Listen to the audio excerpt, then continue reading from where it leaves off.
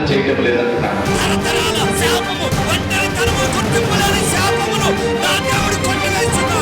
మన దేవుడు ఆశీర్వాదం ఇచ్చే దేవుడు, స్వస్థపరిచే దేవుడు, జ్ఞానం ఇచ్చే దేవుడు, బలమునిచ్చే దేవుడు, ఏ మేలు చేయక మానని దేవుడు.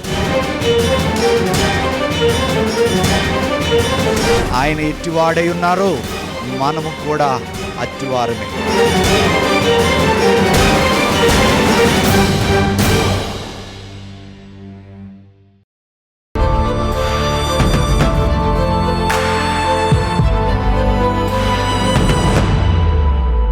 సో అభిషేకం నీ మీదకి వచ్చింది, అప్పుడు ఏం జరిగింది?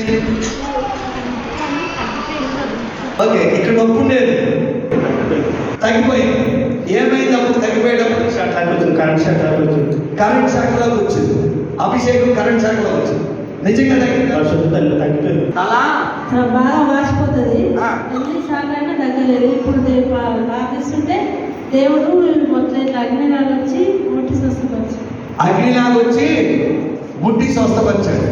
స్వస్థతలు ఉన్నాయి, అసలు ఉన్నాయా?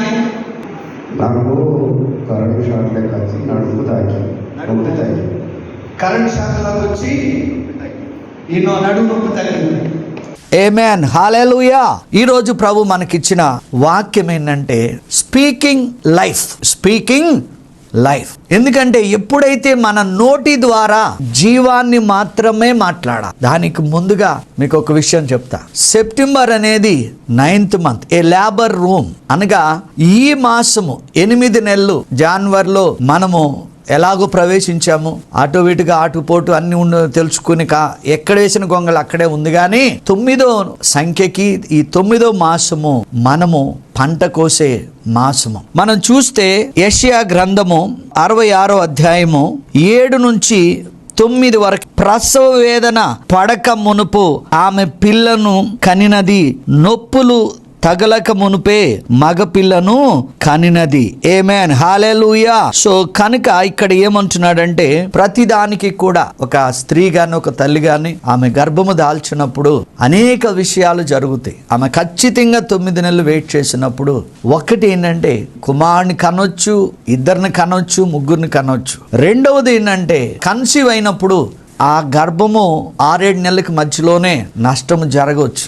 మూడవది ఏంటంటే ఒక్కొక్కసారి డెలివరీ టైంలో బిడ్డ ఉండొచ్చు, లేకపోతే తల్లి మాత్రమే ఉండొచ్చు. ఇది ప్రకృతి ధర్మం. కానీ దేవుని దృష్టిలో యథార్థముగా నమ్మకముగా మనం ఉన్నప్పుడు, అనగా వాక్యమునే జీవమునే మనం పలుకుతున్నప్పుడు ఖచ్చితంగా మనం ఒక మంచి పంటను మనము కోయగలుగుతాం. ఈ 9వ నెల నీ పంటను చూడగలిగే నెల గనుక దయచేసి మనకి ఇంకా ఇంచుమించు 15 రోజులు పైన ఉన్నాయి కనుక మీరు బలంగా ప్రార్థన చేయండి.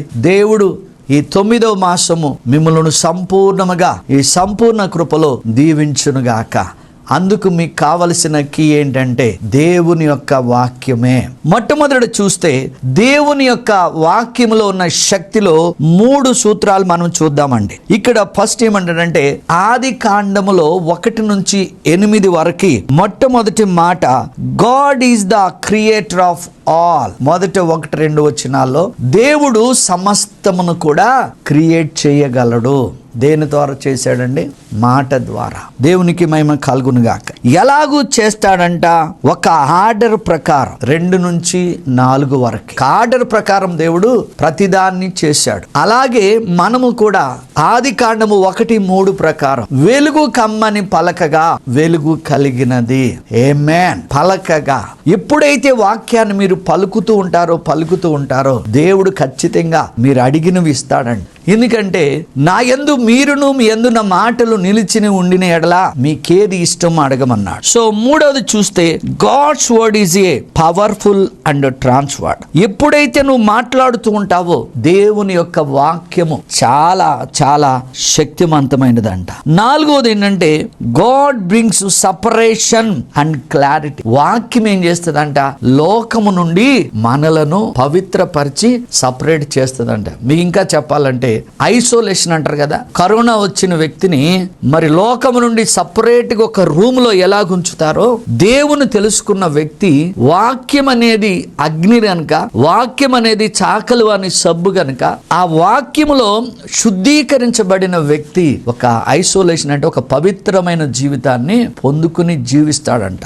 అందుకని ఏ వాక్యం అయితే మీరు మాట్లాడతారో ఈ లోకములను కూడా మనం మార్చగలుగుతాం. అందుకే ఈరోజు చూద్దాం, ఈరోజు స్పీకింగ్ లైఫ్ మనం ఎప్పుడైతే జీవాన్ని మాట్లాడతామో ఖచ్చితంగా ప్రభు అన్నాడు యోహాను 10:10 ప్రకారం, నా గొర్రెలకు నేను సమృద్ధైన జీవాన్ని ఇవ్వటానికి వచ్చానంటున్నాడు. నేను నమ్ముతున్నానండి, 17 సంవత్సరాలకి నా ప్రభు నేను తెలుసుకుని మరణ పడకలో నుండి దేవుడు నన్ను లేపినప్పుడు కాడి నుంచి నా ఆహారము, నా పానీయము, నా యొక్క సంతోషము, సమాధానము అంతా కూడా వాక్యమేనండి. ఆమేన్, హల్లెలూయా. అందుకని ఈ బైబిల్ గ్రంథంలో నువ్వు నేను చేయవలసింది ఏంటంటే ఈ వాక్యాన్ని దివారాత్రము మనము ధ్యానించాలి. మరొక మాటకు చెప్పాలంటే మనం కడుపు నిండా భోంచేస్తాం, మంచిదే, మళ్ళా అది 4 గంటలకు 3 గంటలకు మళ్ళీ ఆకలేస్తుంది. కానీ ఎప్పుడైతే కొలసి 3:15-16 ప్రకారం క్రీస్తు అనుగ్రహించు సమాధాన వాక్యము మనలో సమృద్ధిగా ఉంటే ఏ రోగము రాదు, ఏ బలహీనత రాదు, ఏ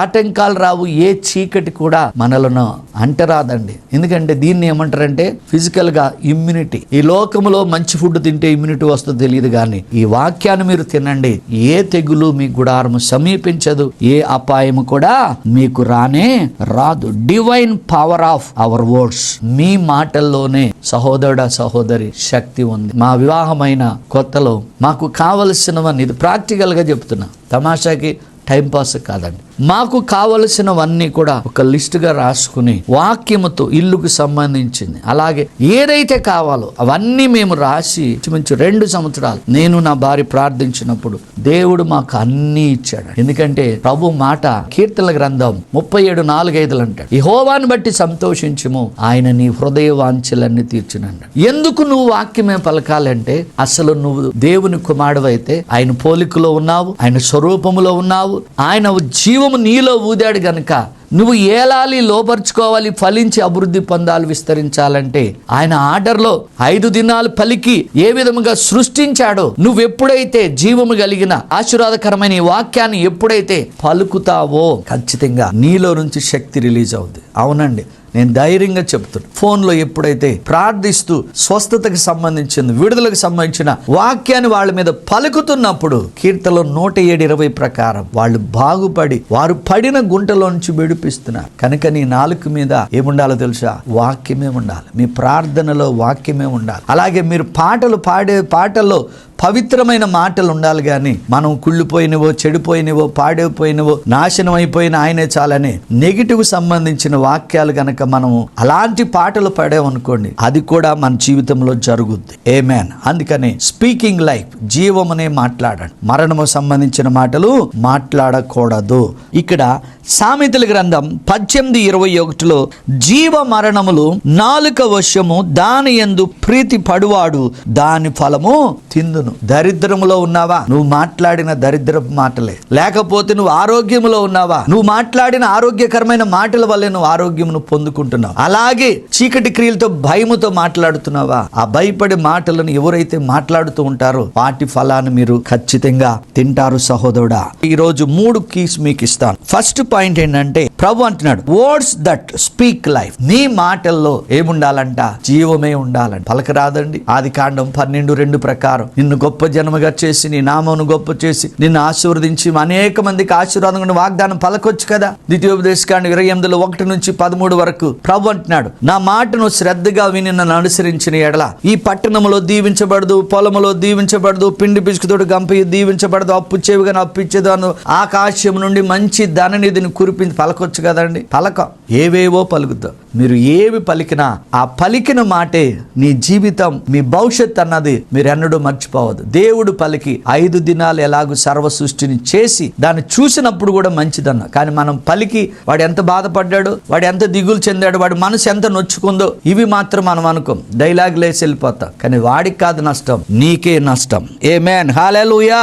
ఆదికాండం 1:3 ప్రకారం వెలుగు కమ్మని పలకగా వెలుగు కలిగినదంట. యేసు నామంలో నా దేహంలో ఆరోగ్యం కలుగునుగా కానీ పలకొచ్చు కదా. ఫిలిప్పీ 4:13 ప్రకారం నన్ను బలపరచు క్రీస్తు యేసునందు నేను ఒక ఉన్నతమైన ఉద్యోగం సంపాదించుకోగలని పలకొచ్చు కదా. స్పీకింగ్ లైఫ్, నీ నిరుద్యోగం మీద లైఫ్, నీ యొక్క అవివాహిత జీవితం మీద లైఫ్ ను పలకండి. ఖచ్చితంగా దేవుడు మీ కార్యాలు చేస్తాడు. ఏడ్స్తే మాత్రము ఉపయోగము లేనే లేదు. అయితే ఒక్క మాట, మత్తయి సువార్త 12:36 ప్రకారం చూడండి, ఇక్కడ ప్రభు ఏమంటున్నాడంటే, వ్యర్థమైన ప్రతి ఒక్క మాటకు దేవుని దగ్గర లెక్క చెప్పవలసి ఉన్నది. ఇప్పుడే మీరు పలకండి, యేసు నామంలో నాకు మాట వచ్చిన కాడ నుంచి ఇప్పటి వరకు నేను ఎన్ని వ్యర్థమైన మాటలు మాట్లాడాను, అవన్నీ యేసు నామంలో కొట్టివేయబడును గాక, క్షమించమని అడగండి. వాటన్నిటి వల్ల ఎవరి కొంపలు కూల్చిన మాటలైనా, లేకపోతే ఏ విధంగా అయినా ఎవరిని నష్టపరిచిన మాటలు మీరు మాట్లాడారనుకోండి,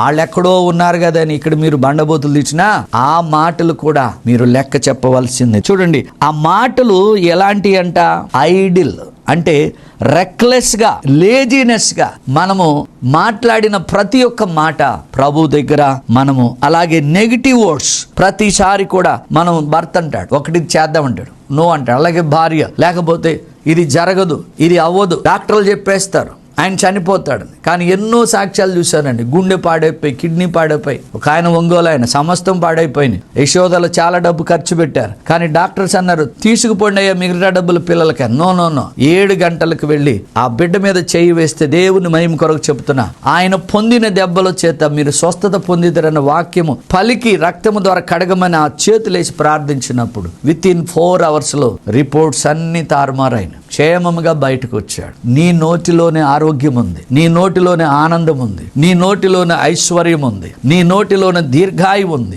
నీ నోటిలోనే ధనఘనతలు ఉన్నాయి, నీ నోటిలోనే పరలోక రాజ్యం ఉంది. నీ నోరే నిన్ను నరకానికి తీసుకెళ్ళొచ్చు, నిన్ను నిత్య రాజ్యమునకు తీసుకువెళ్ళవచ్చు. చూడండి, ఒక భక్తుడు అంటున్నాడు, నువ్వు ఎప్పుడైతే మాటను మార్చుకుంటావో ప్రపంచాన్ని కూడా నువ్వు మార్చేస్తావండి. ఆమేన్. ఫస్ట్ది దేవుడు నీతో నాతో మాట్లాడేది ఏంటంటే, జీవము కలిగిన మాటలు మాత్రమే మాట్లాడితే మీ పరిస్థితులన్నీ మారుతాయి. రెండో పాయింట్ ఏం చేస్తున్నాడంటే, వర్డ్స్ దట్ హీల్. వాక్యము నిన్ను ఏం చేస్తుందంటే క్లీన్ చేస్తుంది. అందుకే భక్తుడైన దావీదు అంటాడు, నీ వాక్యమే నన్ను బ్రతికించును అంటాడు. అందుకని భక్తుడైన దావీదు అంటాడు, శుద్ధ హృదయము కలగచేయండి అంటాడు, స్థిరమైన మనసు కలగచేయండి అంటాడు. ఇక్కడ సామెతల గ్రంథం 16:24 ప్రకారము ఇంపైన మాటలు మాత్రమే మనము మాట్లాడాలని. ఏమండి, అవి ఎలాంటి అంట, తేనెకంటే చాలా తీయనని అంట, కానీ అవి మన ప్రాణమును తెప్పరిల్ల చేయను, మనకి అవి ఆరోగ్య కారణం అంట. కొంతమంది మాట్లాడితే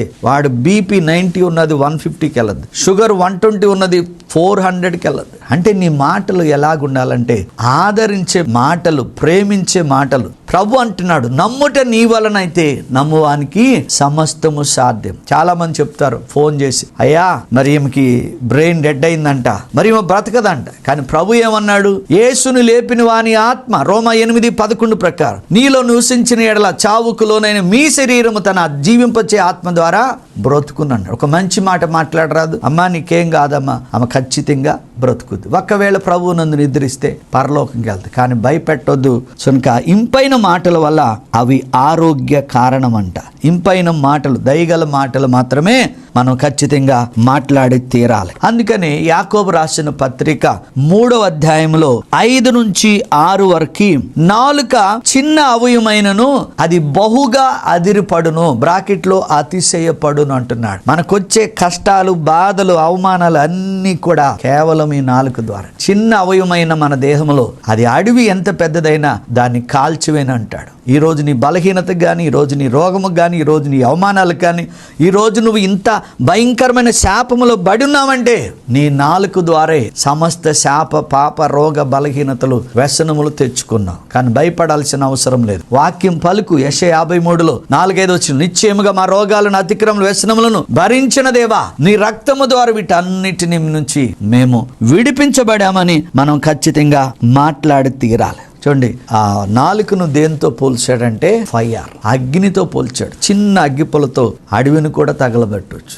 కానీ ఎంతో మంది ఈరోజు క్రైస్తవుల్లో చాలా మంది బిడ్డలు దేవుని తెలుసుకుని కూడా బిడ్డల యొక్క కాపురాలు నాశనం చేస్తున్నారు. అలాగే అత్తలు, కోడలు. కానీ ఈరోజు ఫైనాన్షియల్ ఫ్రీడమ్ వచ్చిన తర్వాత అది మంచిదే కానీ ఫ్యామిలీ లైఫ్కి విలువ ఇవ్వట్లేదండి. సో ఈరోజు భార్యాభర్తల మధ్యలో తగాదాలు ఉండొచ్చు, తల్లిదండ్రుల మధ్యలో వివాదాలు ఉండొచ్చు, కానీ ఆ అగ్ని చల్లార్చాలంటే ఓషియా గ్రంథము 14:5 ప్రకారం ఒక చెట్టు మీద మంచు వలె ఆయన మీ సంసారాల మీద, కుటుంబాల మీద వచ్చి మిమ్ములను మీ మీద ఉండి మీ కుటుంబాలను సగ్గదిస్తాడు. అగ్ని లాంటి నాలుకను కంట్రోల్ చేసుకుని మీరు మాట్లాడండి. మరి పిలాతు శిలువ దగ్గర ఆయన ప్రశ్నించేటప్పుడు ఎన్నో అడిగినప్పుడు ఒక్కటే, నువ్వు దేవుని కుమారుడు అంటే దేవుని కుమారుడు. గుర్తుపెట్టుకోండి. ఈ రోజు నేను చూసిన ఆయన చనిపోయాడండి, ఫోను, ఈయన కిడ్నీలు ఫెయిల్ అయిన ఫోన్, చాలా బాధ వేసింది. కానీ ప్రభు ఏమంటున్నాడు తెలుసా? సామెతల గ్రంథం 4వ అధ్యాయంలో 21లో వాక్యము దొరికిన వారికి జీవము, వారి సర్వ శరీరమునకు ఆరోగ్యము. ఈరోజు క్రైస్తవులకి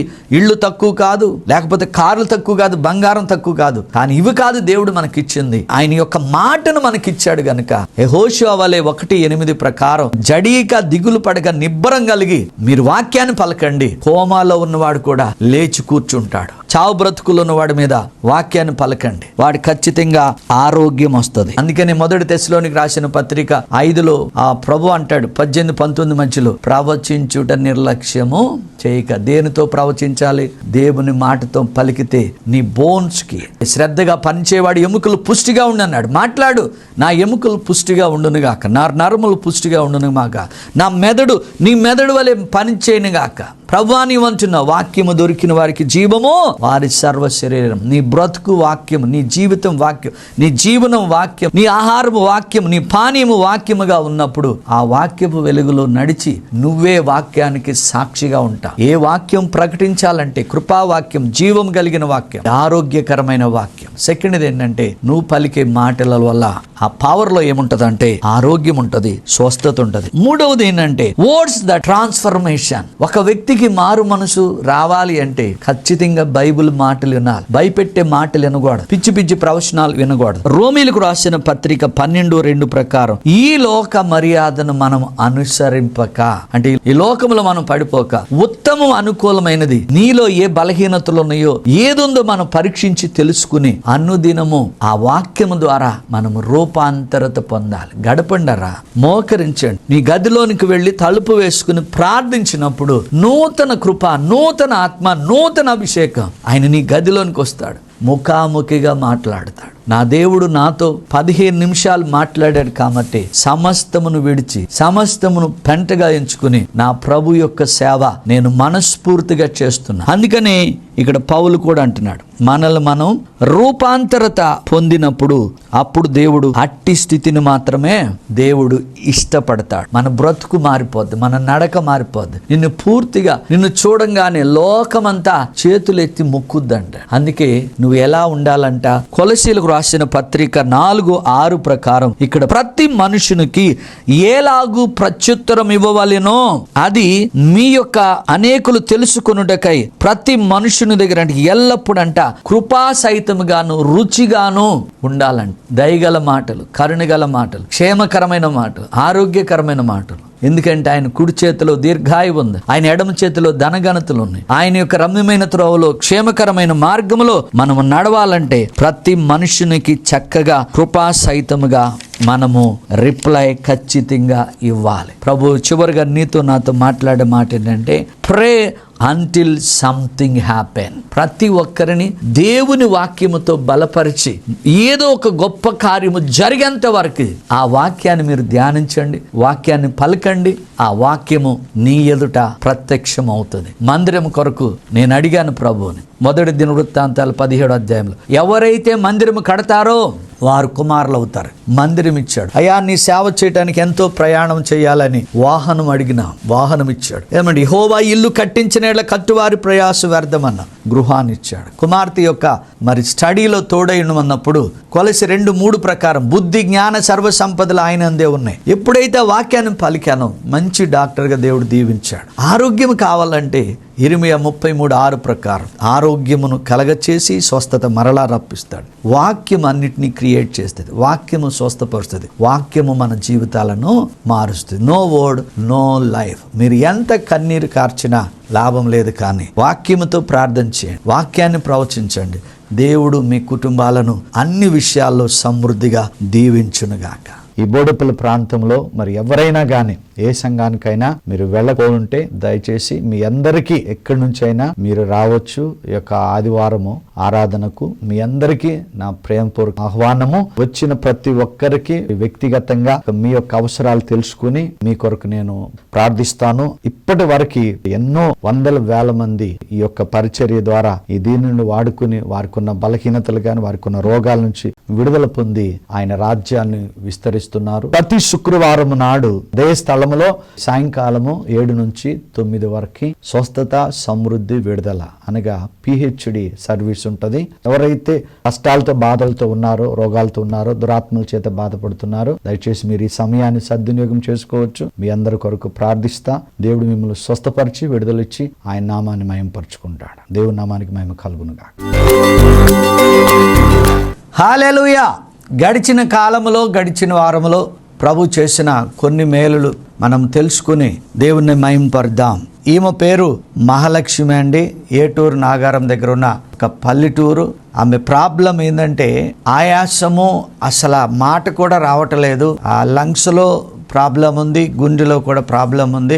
ఎప్పుడైతే ఫోన్లో ప్రార్థించిన తర్వాత వాటర్లో ఏమి లేదు, కానీ ఆ వాటర్ ప్రార్థించి తాగిన వెంటనే 10 నిమిషాల్లో ఆమె కాల్ చేసి చెప్పిన సాక్ష్యం ఏంటంటే చాలా ఆశ్చర్యం వేసింది. మరి ఆయాసము తగ్గటము, ఆ మాట కూడా ఆగిపోద్దన్న టైంలో ఆ మాట కూడా స్పష్టంగా మాట్లాడింది. తర్వాత నెక్స్ట్ డేకి మరి కాళ్ళు చేతులు లాగేయటము, బలహీనంగా ఉన్నప్పుడు మరలా ప్రార్థించాము. అన్న ఇప్పుడు నేను సంపూర్ణముగా స్వస్థత పొంది ఉన్నాను. ఇట్టి మహిమగల కార్యముకై మన యేసయ్యకే మహిమ కలుగునుగాక. చార్టెడ్ అకౌంట్ CA అంటారు. కళ్యాణి పేరు బోడుపుల్లో ఉంటది. 3 times ఎగ్జామ్స్ ఆర్టికల్స్ ఆమె అటెండ్ అయినా పాప 3 సార్లు ఫెయిల్ అయింది. కానీ పిలిచి ధైర్యం చెప్పి వాక్యము చదివించిన యాకోబు 1:5 ప్రకారం మీలో ఎవరికైనా జ్ఞానము కొద్దిగా అడగమన్నాడు. అని ఎప్పుడైతే ఈ వాక్యము ధ్యానించిందో కొలసి 2:3 బుద్ధి జ్ఞాన సర్వ సంపద ఆయన యందు ఉన్నాయని ఈ వాక్యం ఎప్పుడైతే ధ్యానించిందో టాప్ మోస్ట్ స్కోర్తో అన్ని ఆర్టికల్స్లో అన్ని సబ్జెక్టులో పాస్ అయినది. ఇట్టి మహిమగల కార్యముకే దేవునికి మహిమ కలుగును గాక. ఎవరైనా Group 1 కానీ IAS IPS రాస్తున్నా మీరు బైబిల్ చదవండి. ఎప్పుడైతే మీరు బైబిల్ చదువుతారో యెహోషువ 1:9 ప్రకారం ప్రభు అంటాడు, దివారాత్రము దేవుని వాక్యం ధ్యానించేవాడు surely they will get good success and prosperity. ఇట్టి మహిమగల కార్యముకే మన దేవునికి మహిమ కలుగునుగాక. ఈమె పేరు బుజ్జమ్మ అండి, గుంటూరు దగ్గర. అద్భుతం ఏంటంటే ఇంతకు ముందు దేవి అని పాలకొల నుంచి ఒక ఆమె ఫోన్ చేసింది. ఆ సాక్ష్యం మీతో పంచుకున్నా. ఏంటంటే ఆమెకు ఎన్నుపూసలో ఒక పూస మీద ఇంకో పూస ఇలా ఉండి భయంకరమైన బాధతో ఉన్నప్పుడు 4 లక్షలు అడిగారు, కానీ ఆమె దగ్గర లేవు. యేసుప్రభు పటం ఇలా పట్టుకుని ఏడ్చేది. కానీ ఎప్పుడైతే ఆ టీవీ ముందు చేయబెట్టుకుంటే సంపూర్ణ కృప ప్రోగ్రాం ముందు ఆమె ఎప్పుడైతే లాస్ట్ లో ప్రార్థన చేస్తున్నానో ఆ టప్పుమంట సౌండ్ వచ్చి ఆ వెన్నుపూసలోని ఒకదాని మీద ఎక్కింది. ఆ యొక్క స్పైనల్లో చక్కగా అమర్చబడి ఆమె సంపూర్ణమైన స్వస్థత పొందింది. ఇప్పుడు జరిగిన అద్భుతం ఏంటంటే ఈమె ప్రోగ్రాం చూస్తూ ఉండగా ఆమె కిడ్నీ నొప్పితో భయంకరంగా బాధపడుతుంది, ఇంచుమించు ఒక 1 year నుండి. అయితే ఎప్పుడైతే అక్కడ టీవీ స్క్రీన్ ముందు మరి చేయి పెట్టిందో ఆ ప్రార్థన 2-3 నిమిషాల్లో ఆమె నొప్పి తొలగిపోయింది. ఫోన్ చేసింది, అయ్యా నా నొప్పి పోయింది, మీరు సాక్ష్యం చెప్పమని. అందుకే మీతో పంచుకుంటున్నా. ఎవరైతే కిడ్నీలు పాడైపోయినాయో వాళ్ళ నూతన కిడ్నీస్ అడగండి. యాకోబు 1:17 ప్రకారం. ఎవరైతే డయాలసిస్ లో ఉన్నారో యేసు నామంలో డయాలసిస్ క్యాన్సిల్ అగునుగా కని పలకండి. దేవా నా 2 కిడ్నీస్ నూతన పరిచినందుకు వందనాలని దేవుని స్తుతించండి. ఇటు మహిమ గల కార్యముకే మన దేవునికి మహిమ కలుగునుగా. గాక. ఈమె పేరు మంగమ్మండి, వాన సముద్రం. ఈమెకి నడువు నొప్పి, వెన్నుపూస నొప్పి. ప్రార్థించిన తర్వాత ఆ నడువు నొప్పి నుండి, వెన్నుపూస నొప్పి నుండి సంపూర్ణమైన స్వస్థత పొందుకుంది. ఆమేన్, హల్లెలూయా.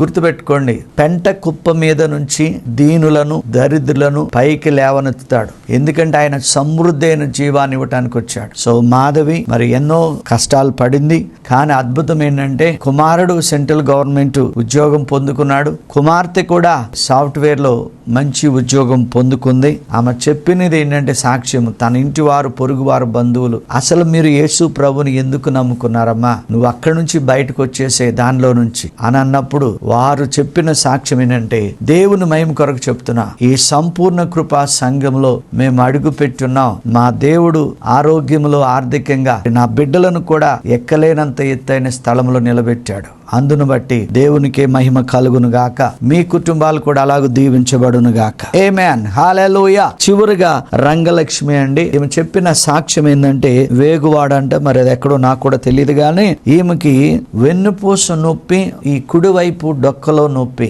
మరి దేవుని క్రొత్తగా నమ్ముకున్నారు.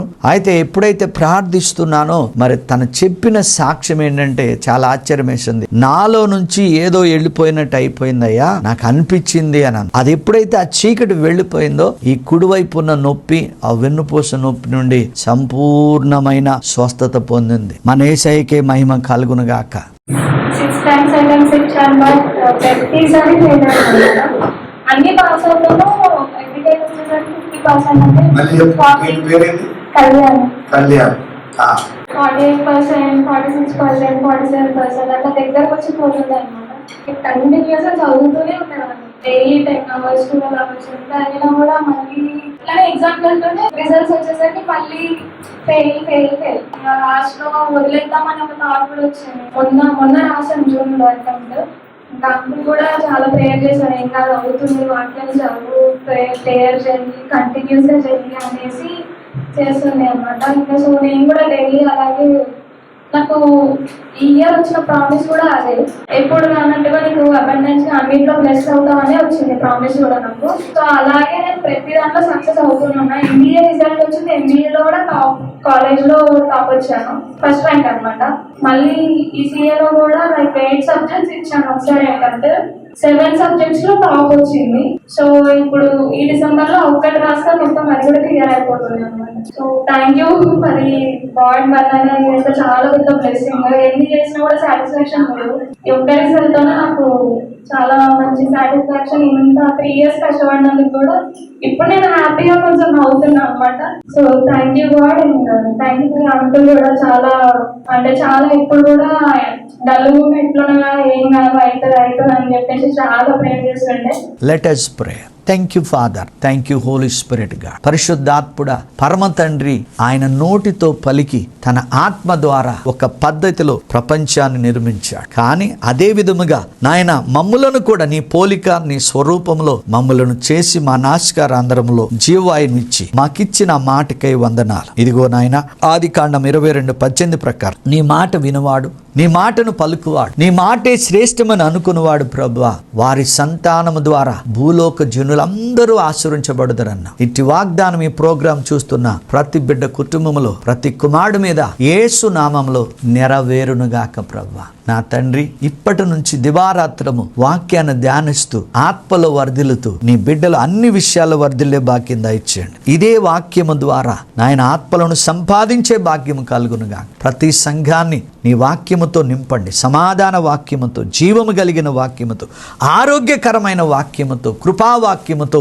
నీ బిడ్డలను నింపండి ప్రభువా. నీకు వందనాలు అయ్యా. అనారోగ్యంతో బాధపడుతున్న బిడ్డలను నీ వాక్కును పంపి ఇప్పుడే బాగు చేయండి. మీరు పొందిన దెబ్బల చేత, మీరు పొందిన గాయముల చేత నీ బిడ్డలందరికీ నాయన ఇప్పుడే తల నుండి అరికాలు వరకు నాయన మెదడు పనిచేయునుగాక, కిడ్నీస్ పనిచేయునుగాక, లంగ్స్ పనిచేయునుగాక, ప్రతి ఒక్క అవయము నీ రక్తములో కడగబడి నీ మాట చేత శుద్ధీకరించబడి వారు సంపూర్ణమైన ఆరోగ్యవంతులవునుగా. ఎవరైతే నాయనా తండ్రి నీకు వందన చీకటి క్రియలతో బాధపడుతున్నారు, నీ రక్తము ద్వారా ద్వారా విడిపించండి, వివాహాలు జరిపించండి అయా, గృహాలు కట్టండి, ఉద్యోగాలు దయచేయండి ప్రభా. అయా, దైవజనులను బలపరచండి ప్రభా. పరిశుద్ధుడా, నా ప్రార్థన ఆలకించి మీరిచ్చిన స్వస్థతకే, సమృద్ధికే, విడుదలకే వందనాలు. ఇంకనూ బాప్తిసం తీసుకొని బిడ్డలు, ఇంకనూ ప్రభువా నిన్ను అంగీకరించిన బిడ్డలు, యేసు క్రీస్తు ప్రభు అని, దేవుడని, రక్షకుడని వారి నోటితో ఒప్పుకుని ఈ రోజేనైనా ఒక సంఘానికి వాళ్ళు వెళ్ళి నీ యొక్క సహవాసములో వారు కొనసాగునుగాక. తండ్రి, నా ప్రార్థన ఆలకించినందుకు వందనాలు. ప్రోగ్రాంకు సహకరిస్తున్న ప్రతి కుటుంబం నీ వాక్యము ద్వారా బలపడునుగాక, స్థిరపడునుగాక,